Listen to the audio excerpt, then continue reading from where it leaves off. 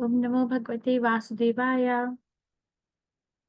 Om Namo Bhagavate Vasudevaya. Om Namo Bhagavate Vasudevaya. Amadhyantimirandasya Jnananjalakaya Chakshurunmilitam Yena Tasmai Shri Gurave Namaha. Shri Chaitanya Manobishtam Sthapitam Yena Bhutale Swayam Rupa Gadamahyam Dadati Swapadantikam.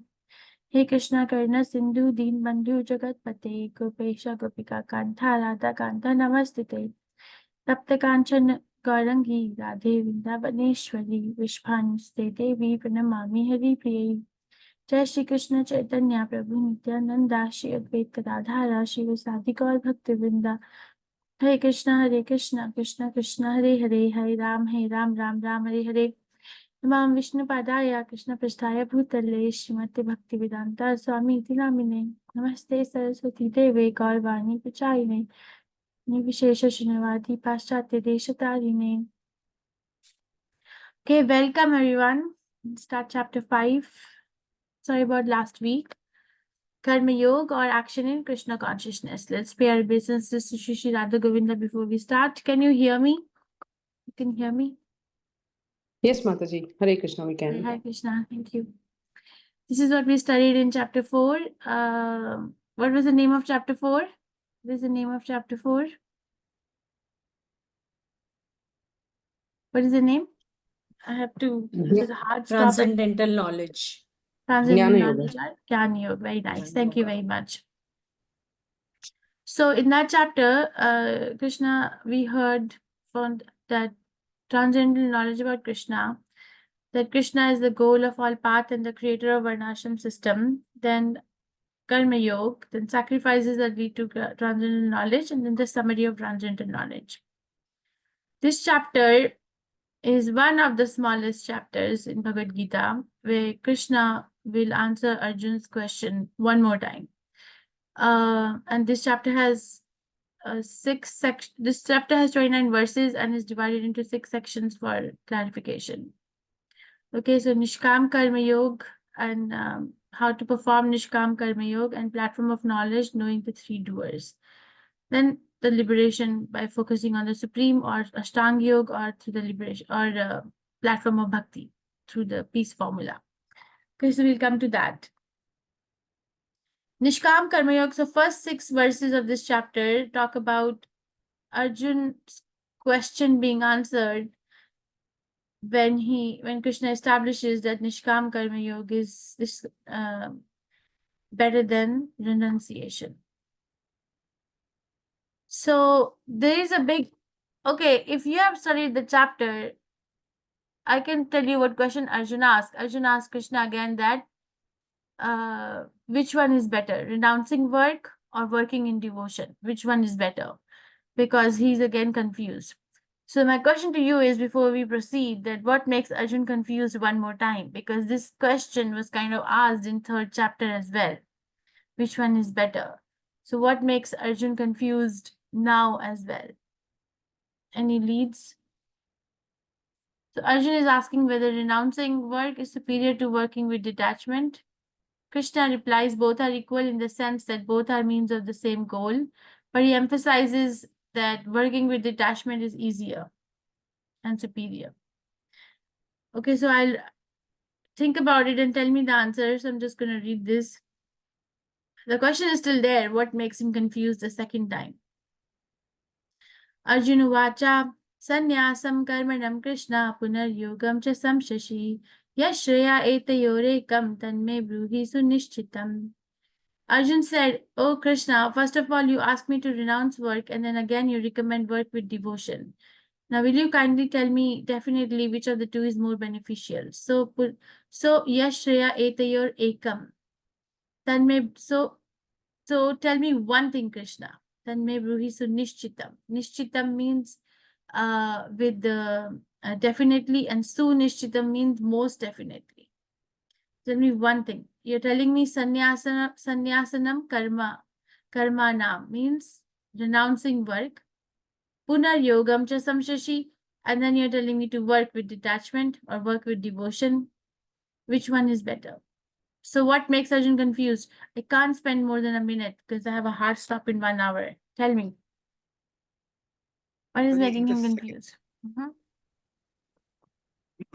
in the Hare Krishna Mataji, in Hare this in the Krishna. purport it is mentioned in the Hmm. second chapter, Hmm. the preliminary knowledge of soul and entanglement of the material body was explained, and how to get Hmm. out of the material entanglement. In the third chapter, it was explained that a person who is situated in the platform knowledge no longer has any duties. No, but in the fourth chapter, Lord told Arjun that all kinds of sacrificial works culminate in knowledge. So at the end of the fourth chapter, Lord advised Arjuna to wake up and fight, being situated in the perfect knowledge. So that's how in third chapter it's mentioned that no, you don't have any duties to perform. But in the fourth chapter, Krishna is saying you have the duty to perform. So that's why I think Arjuna is getting confused. Very nice. Thank you. Anyone else? Very nice. Thank you very much. Okay, I will go on. So in chapter 2, Krishna talks about Arjun gave a reason for compassion for not fighting the war, right? And Krishna gives him an answer by giving him the knowledge of the soul. He says that your compassion is misdirected. You are being compassionate towards the body, but the real compassion has to be towards the soul. And then he tells the knowledge of the soul from verse 11 to verse 30 of second chapter. And then Krishna says that if I kill my elders, I will incur sinful reactions. Arjun says, I'm sorry. Now Krishna answers that particular confusion or doubt of Arjun by giving him the knowledge of Bhakti Yoga or Buddhi Yoga, that there is no sin in this particular path. Right? Even Solpamapi Dharmasya Trayate Mahato Bhayat. Even if a little bit of activity done in Bhakti Yoga can actually save one from the most dangerous path. Okay, so this is the second chapter. So he's establishing that that the knowledge of the soul is superior and Bhakti Yoga is superior.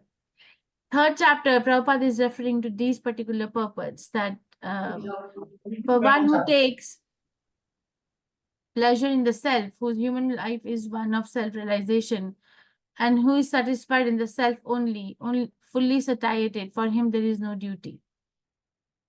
So Arjun is taught by Krishna, or Arjun is hearing that one who is fully satisfied in the self, there is no duty. And then he continues to say, a self-realized man has no purpose to fulfill in the discharge of his prescribed duties, nor he has any reason not to perform such a work, nor he has any need to depend on any other living entity. So there is an apparent contradiction, that there is no duty, and then he says that actually this person doesn't even have a reason to perform any duty. But here he is talking about doing the work because this work will not incur any sinful reaction. Okay, that's number 1 point. And then in the fourth chapter, Krishna emphasizes, O chastiser of the enemy, the sacrifice performed in knowledge is better than the mere sacrifice of material possessions. After all, son of Pritha, all sacrifices of work culminate in transcendental knowledge. So it appears from this particular verse that transcendental knowledge is superior to the work, because Krishna is saying all sacrificial work culminate in transcendental knowledge. I will bring it back if you're not able to collect what I'm saying, but at the end of fourth chapter, he says, therefore, the doubts which have arisen in your heart out of ignorance should be slashed by the weapon of knowledge. Armed with yoga, O Bharat, stand and fight. So first he says that knowledge is superior, and then he says, now you have gotten enough knowledge, now stand up and fight. So what is superior? That's what Arjun is asking. So again, in chapter 2, Gyan, and then Krishna gives work through Buddhi Yoga, gives the knowledge of works through Buddhi Yoga. Arjun becomes confused.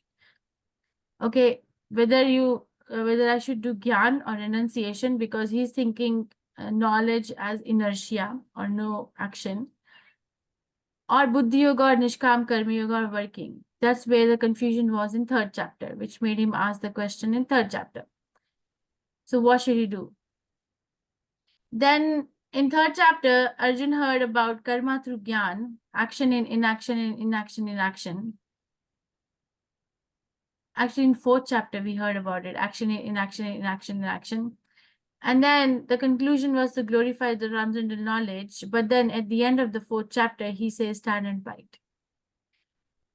Okay, again, so all beings, this is very interesting slide, are constantly making plans for the future. Thoughts are manifested in the actions. Repeated actions form habits. Habits make up our character. Character determine our destiny, and how to take right step in the right direction is described in the fifth chapter. There are steps that lead to further entanglement in worldly complexities, and there are steps that lead to a life of liberation, freedom, and tranquility and peace. Again, thoughts convert into action. We can actually apply it in our life. Action leads to habits. Habits lead to character. Character leads to destiny. Okay, so now, what kind of thoughts and actions are we going to incur, or are we going to give place to in our consciousness is what is going to determine the other thing. Right? Prabhupada talks about there's an English saying, man is an architect of his destiny. How? This is how. So again, devotional service. So Arjun's misunderstanding. This is why Arjun becomes confused once again. Devotional service is better than dry mental speculation. No doubt. Do we all agree? Devotional service is better than dry mental speculation? Or we can just sit and speculate all day and not move a finger. No need to chant. The devotional service is superior. I hope everyone. The second chapter, Krishna explains devotional service through knowledge of the soul, and then also prescribed duty. An entanglement of the soul due to fruitive activities. It is all in second chapter. But then Krishna also gives a way out of disentanglement by devotional service. Third chapter, Krishna explains no duty for a person in knowledge. And chapter 4, he emphasizes that all kind of sacrificial work culminates in knowledge. But then at the end, he says that get up and fight. And okay, so now Arjun is confused whether I should renounce work or fight. What should I do? Okay, so this is here. So no duty for a person in knowledge. All kinds of sacrificial work culminates in knowledge, but at the end, he's saying get up and fight. So Arjun is still confused why this is the final slide. Is it Krishna's plan? It is Krishna's plan to keep Arjun confused. Why Krishna does so? Because for our benefit, to stress that work and renunciation are not opposed to each other, rather one must learn to work in renounced spirit. Arjun thinks Gyan implies renunciation of work, and knowledge and work, like light and darkness, are contradictory. Krishna emphasizes, however, that one in knowledge should also work. Arjun's confusion. You say work for sense activity must be given up. Fighting for a kingdom, even with knowledge of the soul, seems like activity of the senses to me. Therefore, it should be given up. If one works with devotion, then how work is stopped? You speak in riddles, action in inaction, inaction in action. I'm confused. So basically, if we look at Arjun's perspective, this is what dialogue will come out. Which is better, devotion, work with devotion, or renunciation of work? Is it clear? I want everyone to understand that what makes Arjun confused the second time. Is it clear or not clear? Because if it is not clear, then we'll not be able to actually get to the heart of this chapter and apply it in our lives. Is it clear? If I ask tomorrow again, what makes Arjun confused, you will be able to say? Yes? No? Maybe so? I don't know. Yes, Mataji. Mataji. So We what can makes try. Arjun? Huh? What are you saying, Yes, we Anya can. Mataji? I said, Mataji, we can try. Abhi we try. So, no. Okay. Yeah, we know, but we may miss out 1 or 2 points. So tell me, what did you understand? Who will tell me? Who will tell me what you understood? Quickly, because I have a hard stop at 6. I mean, my 6 a.m. or in 1 hour. 3:30 p.m. India time. I interrupted your lunch, maybe 2:30. So, what did you understand? What makes Arjun confused? Mataji, can I try? Okay, go ahead. Then Nikhil Prabhu Yeah, will try. so Uh-huh. yeah, in 2.49, he has glorified knowledge. Hmm. Krishna, he has said Durena Yavari, that he has said that knowledge is you be away from all abominable activities by knowledge.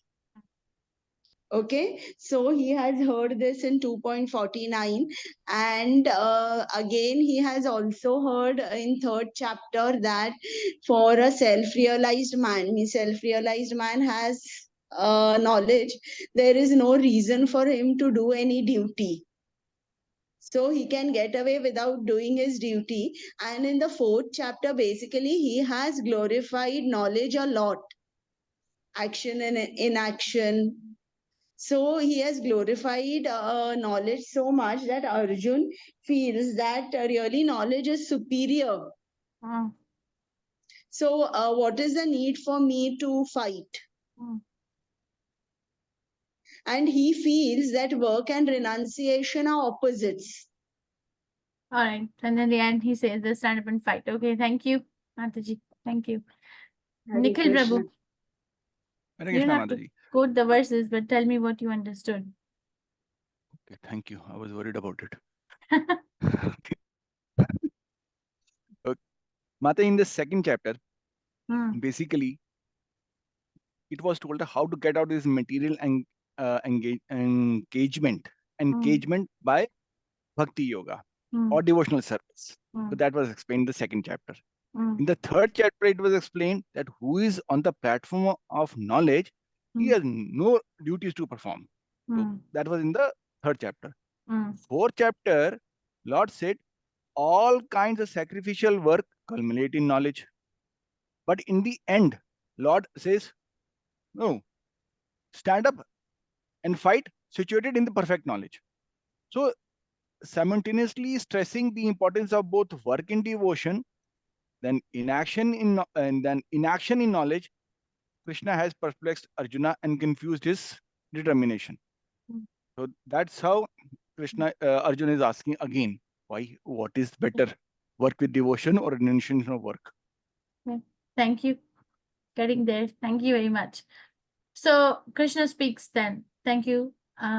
Shri Bhagavan Vacha Sannyasa Karma Yogascha Nihiryeshasa Karavabhav Tayostu Karma Sannyasat Karma Yogo Vishishyate. The personality of Godhead replied, the renunciation of work and work in devotion are both good for liberation, but of the two, work in devotional service is better than renunciation of work. Okay, so Krishna is saying Karma Yogo Vishishyate. But the work in devotion is superior to the renunciation. Tayostu karma sannyasat. That is better. Now, how is it better? He will talk about it now. So in this particular verse, he says, one who neither hates nor desires the fruits of his activities is known to be always renounced. Such a person, free from all dualities, easily overcomes material bondage and is completely liberated, O mighty armed Arjuna. So nirdvando hi mahabhaho sukham bandha pramuchyate. So it's a very nice verse. Gyenaha sa nitya sannyasi yona dveshti na kankshati. Nirdvando hi mahabhaho sukham bandha pramuchyate. So here he's saying the definition of renunciation, because Arjun has his definition of renunciation, which I think we all had that too. Right? What is the most common misnomer about spirituality in the whole world? Like, if I go on those paths, then what will I have to do? What prohibits people from coming to Krishna consciousness? What is their misconception or misnomer that, oh, if I go on this route, then what will I have to do? I will have to do Go what? to a secluded place and do meditation and To give up, right? Give Yeah. up so Okay. many to give up things. my worldly. So give up. So that's what Arjun is saying too. Sannyas means giving up. But Krishna is saying that that's not giving up. Giving up or sannyas means one who neither hates nor desires the fruit of his activities is known to be always renounced. not the person who's wearing a dress of a sannyas or living alone in Himalayas or not working at all. Okay, but on that person, Nirdvandohi Mahabhav Sukham Bandhat Pramuchate, that particular person who has given up the conception of being attached to the fruits of activities is able to overcome the dualities of material bondage. This is a very deep verse. You see, we are in the material bondage. We are always, should I do chanting or should I, watch a TV? Should I do arti or should I go lay down or sleep? Should I, like eat prasadam, or sometimes I can eat outside also? What is the big deal? I'm overrating what Krishna is saying in 3rd chapter Bhagavad Gita, that if I eat food which is not offered to him first, then I'm verily eating sin. I'm overrating it. It's overrated. It's not a problem. Sometimes, I can eat out. You see, we are in duality all the time. And we cannot overcome that duality. This is the secret. And then there's secret more in 6th chapter, how to overcome such a duality. So this particular verse, and I'm going to lead you there, how a Krishna conscious person is actually a true sannyasi, because that person has perfect transcendental knowledge. Perfect knowledge. What is perfect knowledge? It's not that, okay, I have graduated from this college with the gold medal or platinum medal or whatever medal, and now my name goes in the dean's list, so I have a perfect knowledge. Not that kind of a knowledge. Perfect knowledge means soul and Krishna are one in quality but different in quantity. Imperfect knowledge is Brahma knowledge, that oneness in quantity with Krishna, but a part can never be equal to the whole, right? So a person in Krishna consciousness has perfect knowledge, and because of the perfect knowledge, one has no duality in the mind, only works for Krishna, and one becomes full in himself, implies no desire or hatred or lamentation for the results of action, and is liberated even in the material world. We were discussing this so nicely in Srimad Bhagavatam class, India time today morning. So, I heard this very nice class in the last 2 days about why we lacking attraction for the most attractive. What makes us lack attraction to the Supreme Personality of Godhead? What is the bondage? Swayam Bhagavan Keshav Maharaj was talking about 4 reasons why we lack attraction. One, I'll just quote the reason and then I'll go forward. One reason he says is that, yes, a conditioned soul is covered by Maya. And then the second one he said is we are deviated by the distractions. And the third reason he said was, we don't know the glories of Krishna enough. So to be attracted to somebody, we have to hear about that person or object. Sometimes we get attracted to a particular car or a particular object, TV or a house or whatever, because we hear about it, or a person. So we don't know about the glories of Krishna enough, so we lack attraction. And then the last one he said was, we don't spend enough time in interacting with Krishna. Okay, there's no time. So there we discussed that how the reverse psychology of Bhagavad Gita. In 2nd chapter, there is a verse, right? Who knows the verse? Dhyayate vishyan pumsaha sanghasta sanjayate. Who knows that verse? So that's a psychology, the ultimate psychology. Go ahead, Mataji. Tell me the verse. Dhyayate vishyan pumsaha. ध्यायते विषयान् पुंसः संगस्तेषु उपजायते संगात् संजायते कामा कामात् क्रोधो अभिजायते क्रोधात् भवति सम्मोहः सम्मोहात् स्मृति विभ्रमः स्मृति भ्रंशात् बुद्धिनाशो बुद्धिनाशात् प्रणश्यति. Yes, very nice. So this is the ultimate psychology. It's an 8-step fall down, that dhyate vishyan punsaha. So the contemplation of the senses, objects of senses. Dhyate means meditation or thinking, no? Contemplation of the objects of senses. Sangasta sanjayate. One develops attachment. Sangasta sanjayate kama. From that attachment, lust arises. Kama krodha bijayate. From krodha, anger arises. From kama, anger arises. How lust leads to anger? Okay, if somebody's material desire is not fulfilled, it is very easy to see that that person is getting frustrated. Okay, angry. But if somebody's desires are even met, the material desire is even met, that person is also getting frustrated. So lust in either way, fulfilled or not fulfilled, leads to anger. How? Because when our material desires are fulfilled, we ultimately come to know that this is really not satisfying me for long. So I am again left with a dissatisfied heart. So that leads to frustration, anger. And then it leads to delusion, and delusion leads to memory loss, and then memory loss leads to loss of intelligence, and then when we lose intelligence, we commit sinful activity. But if a person in devotional service, the reverse psychology, let's talk about, this is the ultimate psychology Krishna talks about. Now the reverse psychology is this: a person becomes a true sannyasi, so still contemplating, but not contemplating on the objects of senses, but is contemplating on how to advance in my Krishna consciousness. It can be, we can be externally situated in whatever place we are, in whatever role we are playing, but always contemplating how can I advance in Krishna consciousness and trying to take steps. So contemplating not senses of objects, but on that particular subject matter. When material desires, contemplation of sense objects leads to kama, krodha, attachment, right? So this also leads to attachment. Wherever our attention goes, our attachment will go over there. This is the secret. Wherever the attention, I may not have an attachment to Krishna's service from the beginning, but if I give an attention, I will develop attachment. That's how it works.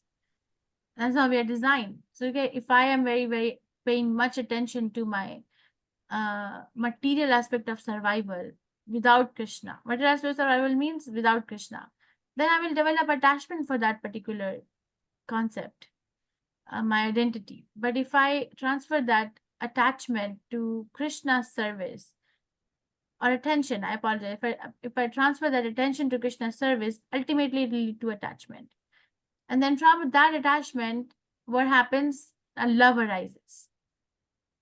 And then from love, the satisfaction of the heart arises. And that from satisfaction of the heart, actually one becomes very clear. You know, in the psychology that Krishna explains, because of kama, krodha, what happens is delusion of the memory, right? Here, everything becomes clear. One is able to see oneself, one is able to see the Supreme Personality of Godhead, one is able to see other living entities in relation with the Supreme Personality of Godhead. So the intelligence becomes sharpened. And when the intelligence becomes sharpened, one is able to actually uplift themselves and others around them in Krishna consciousness. So that is why this person is a true sannyasi. It's not that they are not working, but they are working in the true sense. In the true sense, okay? So I'll just bring it up here. Okay, so understand that in verse 3, Krishna is defining the definition of a sannyasi.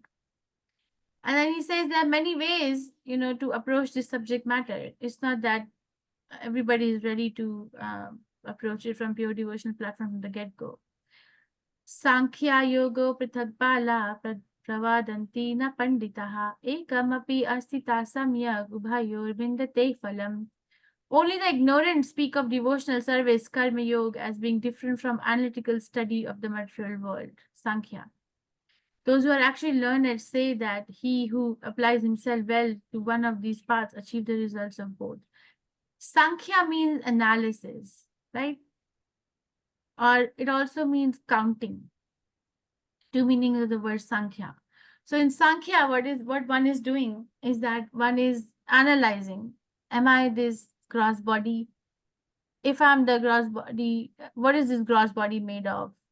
What is this subtle body made of? Which we'll study in 13th chapter. Krishna explains 26 things that it is made of, gross and subtle body. So they count.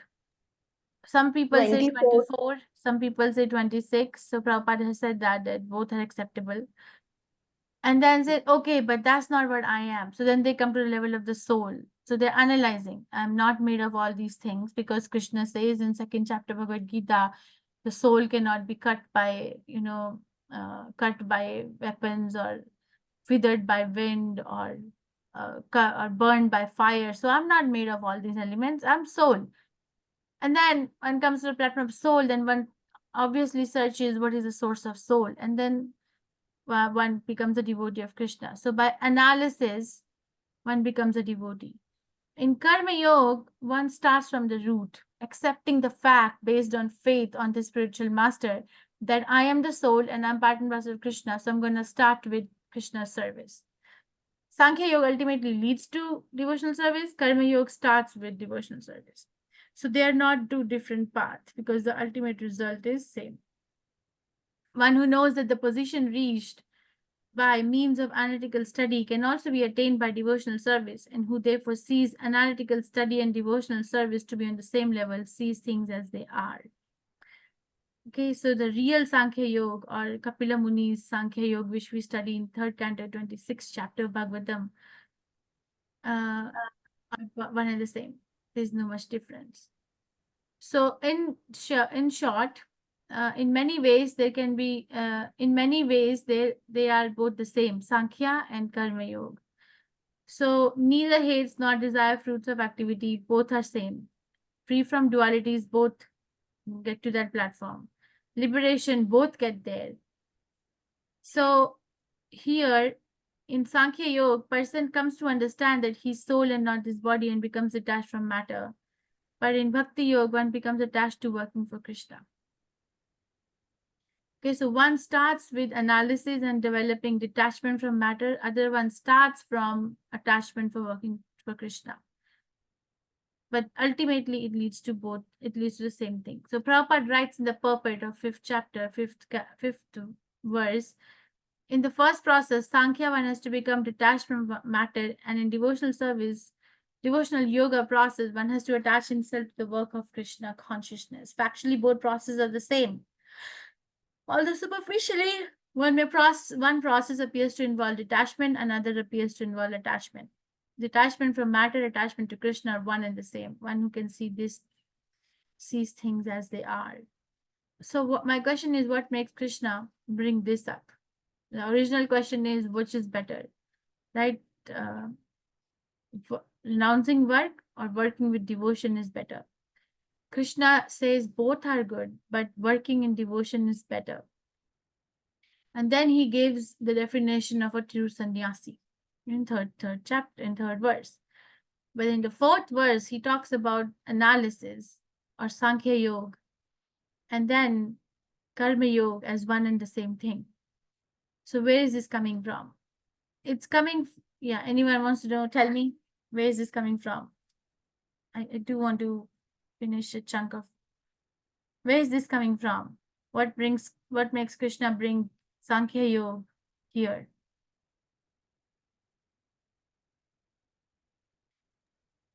Am I audible? Yes, Mataji. Okay, thank you. So everyone can hear, but no one wants to speak. I think because Arjuna is saying like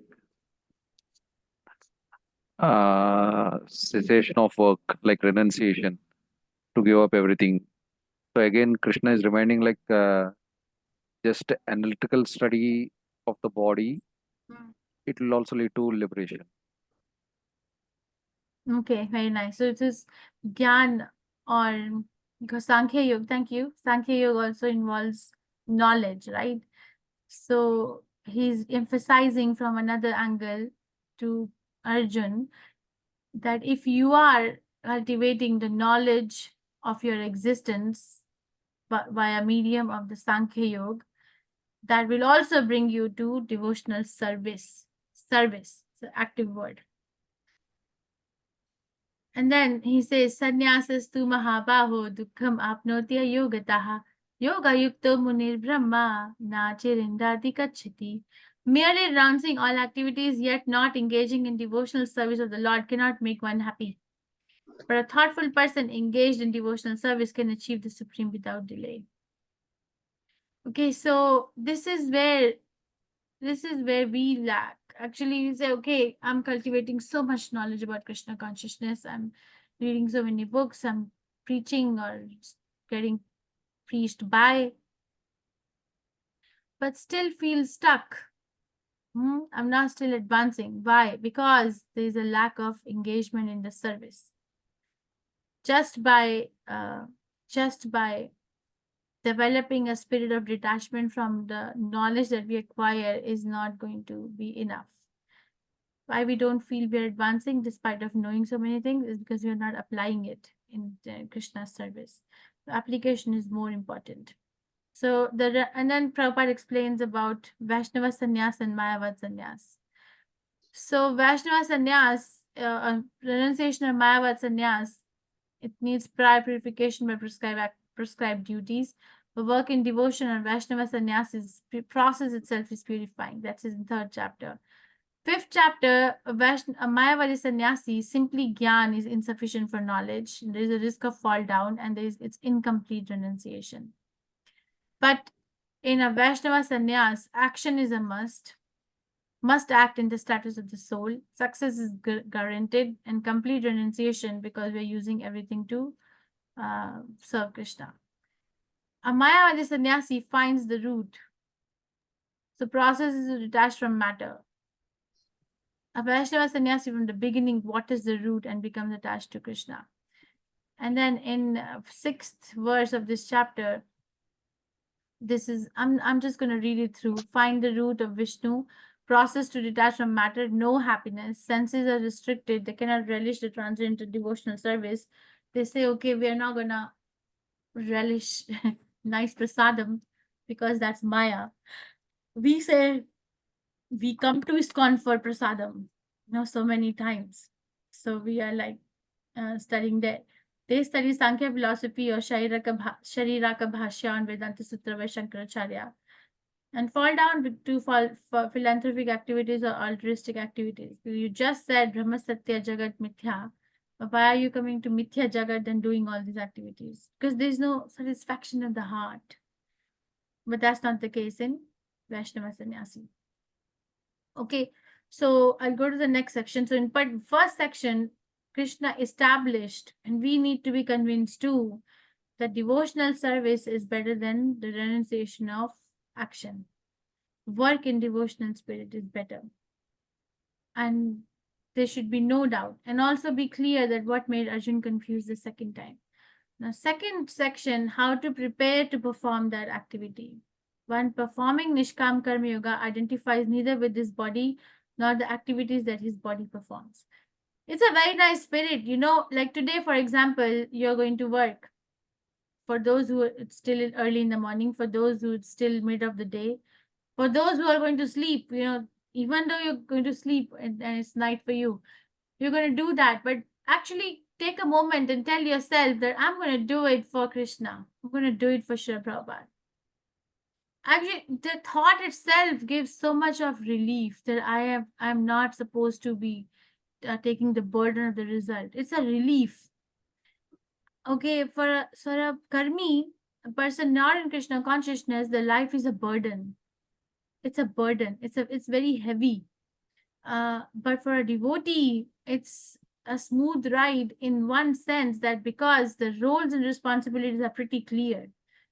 I'm going to work, but I don't control the result of my work. And I'm going to depend on Krishna and Srila Prabhupada even while working. That could be, you're working for your job or you're taking care of your family, or just cultivate this consciousness. Just do it today, for just today, and then we'll see how many of you did it today, and then tomorrow we'll meet again and discuss how was it. Okay, one performing Nishkam Karma Yoga identifies neither with the body nor activities that this body performs. By his detached actions, he is freed from reactions of his activities. So the detached action leads to freedom from reaction of the fruit. Nishkam Karma Yoga is perfect knowledge. I'm not material body. I'm soul, part and parcel of Krishna. I want to render service to him and I will work in that detached spirit. So who is a Nishkam Karma Yogi? If you ask that person, who are you? A person will say, I'm a servant of God. What work do you do? Work allotted by God. How do you do the work? I work hard with sincerity, dedication to my best ability. What do you do with the results? I hand it over to God. So Prabhupada, I was hearing the class yesterday, he was asked in Los Angeles by a reporter, where do you get your money from? Where do you get your money from for propagating your world movement? Where do you get your money from? Prabhupada said, Krishna sends money to us. I said, yeah, I understand. I'm not asking for a theological answer. I am saying, yeah, but what do you work? What do you work to get the money? Because we work, to get a paycheck. So where do you get your money from? Prabhupada said, I just told you, Krishna sends us money. Said, no, Swamiji, you're not getting my point. Where do you get the money? How do you get the money? He said, Prabhupada said, Krishna is in your heart. And if we tell Krishna to tell you that give $5,000 to Swamiji, you'll have to give $5,000 to us. So it comes from Krishna. So basically, you cannot shake up your devotee. You cannot shake that, okay, maybe you say, okay, Krishna gives us money, but the via media of the money is I work. No doubt, no duality. Dvanda moha nirmukta. So it's completely free and vision is completely clear. I'm not dependent on job or this person or that person. I'm dependent on Krishna. The answer, I loved it. Krishna is in your heart. And if we tell Krishna, tell this person to give this Swami $5,000, you will have to give us $5,000. So Krishna consciousness and bodily consciousness is steadily devoted soul offers result to me. But one who is greedy for the fruits becomes entangled. You see, it's in our hand whether I will become entangled or I will become free. Krishna consciousness is a life filled with choices. Not Krishna conscious life is very restricting, closed. See, the consciousness expands, right? We get more room to work with our life if we know more, if we are actually setting our goals higher in spiritual realm.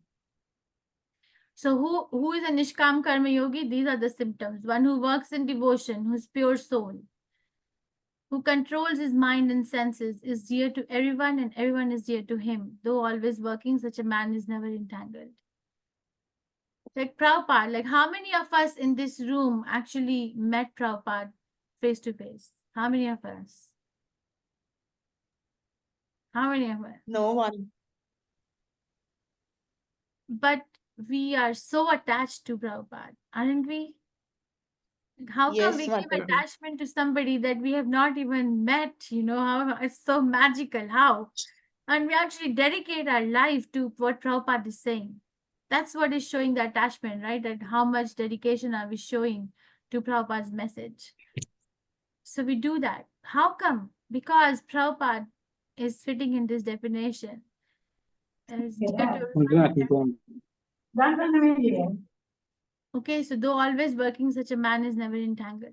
And who works in devotion is a pure soul, controls his mind and senses, not let the mind and senses control the person, that person.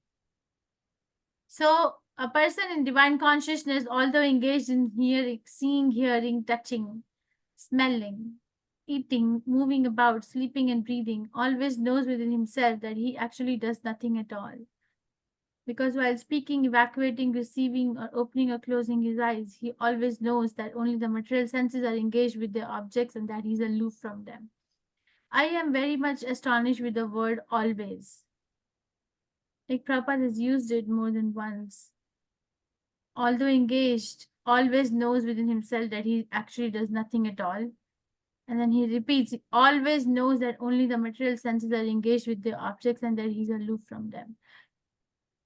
Like we don't get like a person, we are trying to be happy. Is anyone in this room who's trying to plan, how can I make my life miserable? Anybody? Today, I will spill the coffee, not fill petrol in the car. I will go to work late and I will not clean the dishes in the kitchen. I will not wear dirty, smelly clothes. Anyone planning like that? I'm gonna make my life miserable. Yeah. No, Mataji. No one. Because it's so unnatural to us, no, to plan for a misery. So unnatural. It feels so unnatural. Even though we might not know each other at all in this room at personal level, that we are united in this, that we are not planning to make our life miserable. We're planning to be happy. but we just don't know where to get that happiness from. Right thing in a wrong way. So we'll never get there. So this is a way to get there. Nishkam Karma Yoga. Krishna further explains Brahmani adhaya karmani sangam takta karoti yaha lipyate nasa papena padmaputram ivam bhasha. One who performs his duty without attachment, surrendering the results onto the Supreme Lord, is unaffected by sinful action, as the lotus leaf is untouched by water. You know, this is the solution that the psychologist should adopt for treating anxiety. You see, what is the definition of an anxiety? What is anxiety? What is anxiety?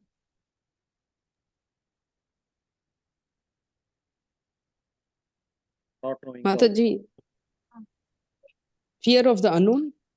Okay, somebody heard it before. Okay, thank you. Yes, anxiety is the definition of anxiety is the fear of unknown. So what will happen next? What will happen next? What will happen next? And the person, we all have that, but a person who has a disproportionate concentration on what will happen next rather than being able to focus on the present particular allotment of work or situation becomes overtly anxious. Inwardly, everybody has that at low level. But overtly, it becomes manifested when the ratio of, you know, what will happen next versus can I focus on my present is off, or the dynamics is disturbed. Okay, so this particular concept will actually relieve us from anxiety. The one who performs his duty without attachment, surrendering results unto Supreme Lord, is unaffected by sinful action as a lotus leaf is untouched by water. Because whatever happens, it's not going to be under my control anyway. Let me just do what I can do at the present moment. Okay? This is how a pure devotee lives every day. I am not going to control the result. I can only control what is there right now in a devotional spirit. If I am not working at the present moment with a devotional spirit, then I just don't control anything. The modes control. So we are always controlled, but we actually become a controller if we are working for Krishna. Okay, understand that. That's when it says the lotus leaf is untouched by water. You know, there's a layer on top of the lotus leaf. I think it's called pectin layer, which actually doesn't let the water get absorbed. The leaf doesn't become soggy and wrinkled and wrinkled because there's this layer, you know, naturally occurring, which is water resistant. So we don't get affected by the modes of material nature because we now have a layer of devotional service to Krishna. So that layer of devotional service to Krishna doesn't let us get affected, absorbed, or identify ourselves with this mode. So this is the treatment for anxiety. Get that. Okay, I want to show this video. I think every time we show this video.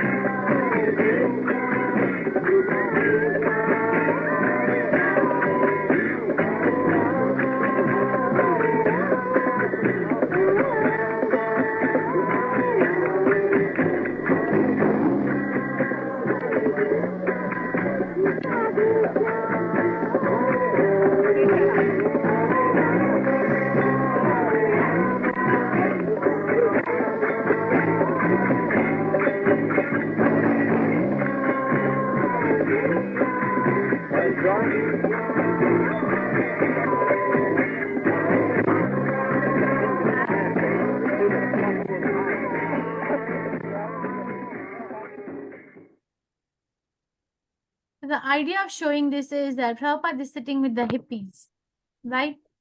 We can see that. But can we say that is Prabhupada getting affected by those hippies? Sitting with them, but is he getting affected by them? He's not. That's what Prabhupada's live example is, that Padma Patram Ivam Bhasha. So as a lotus leaf is untouched by water. Actually, a devotee of Krishna is the only person who can contribute anything in anyone else's life. Nobody else can contribute. We are looking for our share everywhere. But only a devotee of Krishna is selfless. And because he's getting his, or they are getting their, he or she is getting their supplies from Krishna, so they don't rely on somebody else. Again, go back to the reverse psychology. Think about it. Okay, so the yogis are abandoning attachment. They're abandoning the attachment, but they're not abandoning the action. They act with body, mind, and intelligence, even with the senses, only for purpose of purification. So the whole life is arranged in such a manner that minute to minute, okay, my body is going to end. Okay, my life is going to, my time in this body will come to an end. But am I taking full advantage of why I was given this body in the first place? Yukta karma phalam tyaktva shantim apnoti nashtikim ayukta kama karena phale sakto nibhadyate.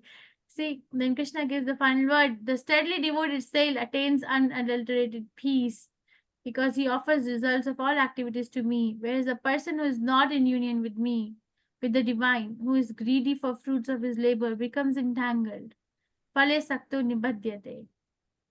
So now, Shantim apnoti nashtikim. Nashtikim Shanti means unadulterated peace.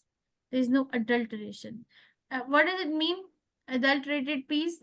Okay, in material, I'll give you a scenario. That somebody who's not in Krishna consciousness, but is a very like pious person. Let's say this person has gotten their children, the daughter or the son married.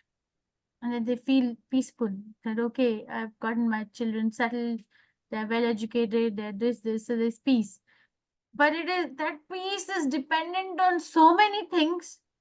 First, it is dependent on the presence of somebody else, which is their son or daughter. Then it is dependent on their well-being. And then it is dependent on their relationship with their spouses. Then it is dependent on, their behavior with this parents. So much adulteration is there. But a peace in Krishna consciousness, a person who develops nashtikim shantim, that person, peace is not dependent on anyone else other than one's relationship with the Supreme Personality of Godhead. There may be a storm outside, there may be anything, but one is connected to oneself. Because fully convinced that I am part and parcel of Krishna and I'm going to do my best in this world because I have to serve Krishna with everything. Okay, so I don't know if I'm able to explain it, but you have to actually apply it. And you have to apply it at the most difficult time of your life, not when everything is la la land. Okay, everything is la la, you can apply that time too, but the most realizations in our life come at what time? When we are having so much fun in our vacation or when we are going through something hard? When do we get real realization of taste of life? Shopping malls? Or making difficult? Life tests us. Tough times. Tough. It's the same way, the design is such. Krishna will give most realizations if we apply this knowledge at the most difficult time. So a devotee attains unadulterated peace, non-devotee becomes entangled. Why do we have to be a non-devotee? Ask the question, why? So attachment to results, activities and results, only attached to results of his activities, functioning in the conception of duality, always in anxiety, causes entanglement. Okay, and then a devotee is only attached to Krishna and works for Krishna. Activities are an absolute platform and perfect knowledge, has no anxiety of the result of work, certainly liberated, one who is therefore filled with peace in Krishna consciousness. Okay, I'll come to this slide tomorrow. We'll skip this today, but remind me. So in other words, in first part of the chapter, Arjuna asks question, Krishna explains his verdict, and Krishna builds his case saying that Nishkam Karma Yoga is better than the renunciation of work. And then he explains the symptoms of a Nishkam Karma Yogi. How does that person look like? And then he gives his verdict in verse number 12, saying that a person who is a Nishkam Karma Yogi attains unadulterated peace. Person who is attached to the fruits of activities, becomes entangled. Now you choose. Krishna is never going to shove his presence down our throat. He's always going to end his dialogue with a choice. I love that about him. You see, knowing glories of Krishna will make us fall in love with Krishna. Okay, now he builds his case more platform of knowledge, knowing the three doers. Living entity, modes of material nature, and the super soul. The super soul, material nature, and the soul, material nature, and super soul. So verse 13 to 16 is about that. Enlightenment through knowing the three doers in perspective. So yes, I am a doer, but I'm only 1/3 a doer. Because material nature and Supreme Personality of Godhead are also doing. When the embodied, this is number 1, Jiva. How is soul working? Sarva karmani manasa sannyasayate sukham vasi navadvare pure dehi neva kurvam nakarayan. When the embodied living being controls his nature and mentally renounces all actions, he resides happily in the city of 9 gates, the material body, neither working nor causing work to be done. Krishna has already said that, right? I think it's verse 8 to 9 or 4 to 5, one of the two, that where I said I'm impressed with the word always, that person in Krishna consciousness always knows that while seeing, while, what is the word? Seeing, while eating, only the senses are engaged with the sense objects and the self does nothing. This one. 8 to 9. Person in divine consciousness, although engaged in seeing, hearing, touching, smelling, eating, moving about, sleeping, and breathing, always knows within himself that he actually does nothing at all. Because while sleeping, evacuating, receiving, opening, closing his eyes, he always knows that only the material senses are engaged with the object and he's aloof from them. Okay, so now this person who is in that concept knows this, that because I'm not doing nothing, I'm going to control my nature and mentally renounce all actions. Even though I'm going to work, but I'm going to renounce the action to Krishna. So self, how is the self doer? The self is the doer in this way.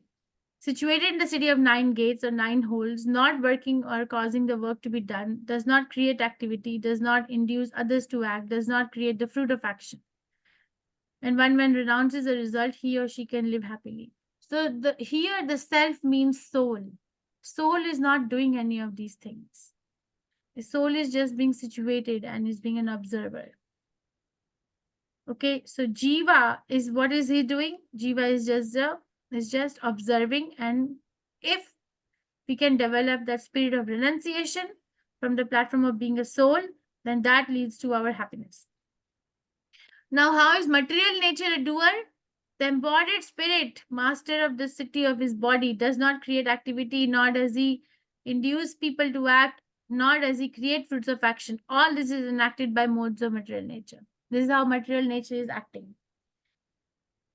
Okay, material nature, the soul desires, material nature starts acting. Now you have to, the mind starts thinking in a particular mode. There's then planning, then there's execution, then our senses of acquiring knowledge, senses of acquiring of action, all work to bring about a particular creation or work. And how is super soul working? Not the Supreme Lord assumes anyone's sinful or pious activities. Embodied beings, however, are bewildered because of the ignorance which covers their real knowledge. So again, understanding the three doers, how they are working, brings about enlightenment. So modes of material nature are working, they're doing everything, but they are under the direction of the Lord. Krishna is sanctioning the activity of the material nature, but is aloof.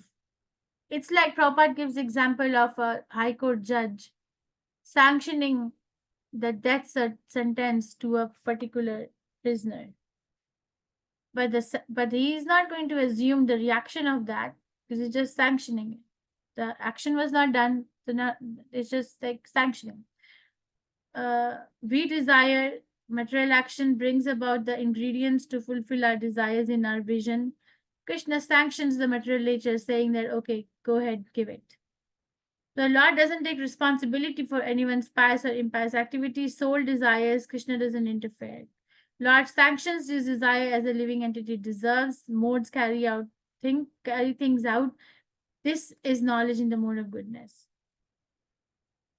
So what is the role of the soul? Initiator. Role of the material nature? Facilitator. Role of the Lord? Sanctioner. Ignorance bewilders. Na dite kasyati papam na cheva sukritam vibhu. Agyane vritam jnanam tena mohyanti jantavaha. One who does not know. Does not know the role. Okay. So super soul, who is the doer? Jiva desires. We'll start from here. Krishna is in the heart. Krishna directs material nature to help fulfill our desires. So after receiving super soul's order, material nature through 3 modes, Sattva, Raja, Tama, fulfills Jiva's desire. Super soul verifies and sanctions based on this Jiva, what do we deserve? Can we get it or not? Okay, I think this is one of the last slides. So soul is eternal. What is the difference between soul and super soul?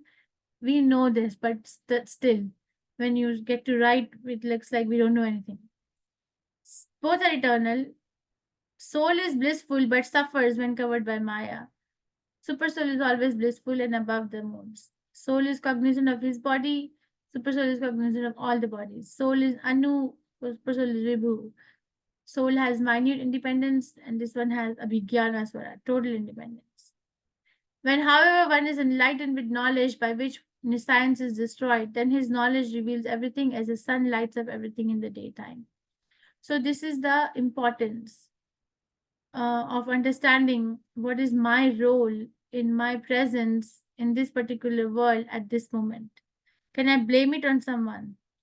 We like to blame others. It's because it's easier. So I don't have to be, changing anything in my life. For example, what was it? Something happened today. 1 second, let me just recollect my memory. Krishna gives the intelligence.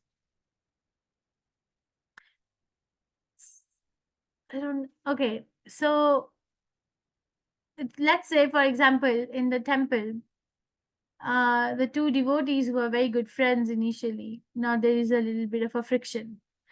And so there are different views, okay, they're devotees, both are devotees, both parties are devotees, but a person says, and this happens all the time, okay, I'm not making it up, I'm just like paraphrasing it maybe, and not particularly involving a name, but this happens all the time. One particular person wants to be becomes insecure about other person's practice of Krishna consciousness. So they want to, then what do they do? They actually start saying that this person, I brought this person to Krishna consciousness. I did this for them. I did that for them, which is fine. Okay. I'm not saying this is true. It could be true. No, they did bring, but now they're like kind of advertising. So in a way, if actually you get to the root of the cause, root of this thing, that what makes this person say, there is a sense of insecurity, and now they want to put the blame on other person. They don't want to assume the role that maybe Krishna has given this person to advance so quickly. Maybe the same Supreme Personality of Godhead can show his mercy to me also. I just need to ask the Supreme Personality of Godhead, where is it that I have to improvise? Rather than doing that, we actually go in a defense mechanism and start, portraying ourselves as advanced, which we may not be. And the minute we start portraying ourselves as advanced, we're actually not advanced. We know that. This making sense? Is it making sense? Now you try to look at your life. Where is it that we are blaming others? Where are we blaming others for our ripples in our life? Where are we blaming? We cannot blame anybody else, because I am fully responsible for what is happening in my life. In the way that I am actually going to Krishna with, what is it called as? Shopping list. I'm going to Krishna with shopping list. I'm not going to Krishna with service list. So if I can go to Krishna with the service list, I will probably advance in Krishna consciousness. But if I'm going to Krishna with the shopping list, I don't want to commit to it, I don't want to commit that I'm not a pure devotee. It's so hard. I want to be known. But underlying reason is I am actually yearning for appreciation and attention and affection. I'm deprived of it. But I don't want to do the right thing. So the human psychology is so complex. Prabhupada makes our life so easy by saying just go to Krishna for everything. Even if you're so complex in your head, still go to Krishna. Okay, so today we discussed. Tomorrow I will only give class if 5 of you who have not answered today are able to tell me what makes Arjun confused second time. Otherwise, dismissed until we get the answer. Okay? So the question was portrayed by Arjun. Then we discussed what makes him confused second time. And then Krishna answers. And Krishna gives his verdict, Nishkam Karma Yoga is better. And then he describes the qualities of Nishkam Karma Yogi. Then he describes the advantage of being a Nishkam Karma Yogi. And then he's saying that even if, you're working, what is your contribution in that work? Only 1/3. Soul works, material nature works, super soul works. So what is it that we have to change? Do we have to stop working, or do we have to change our consciousness of work? Then that person is a true yogi. And then tomorrow we'll discuss more about liberation. Questions, reflections, realizations, or corrections?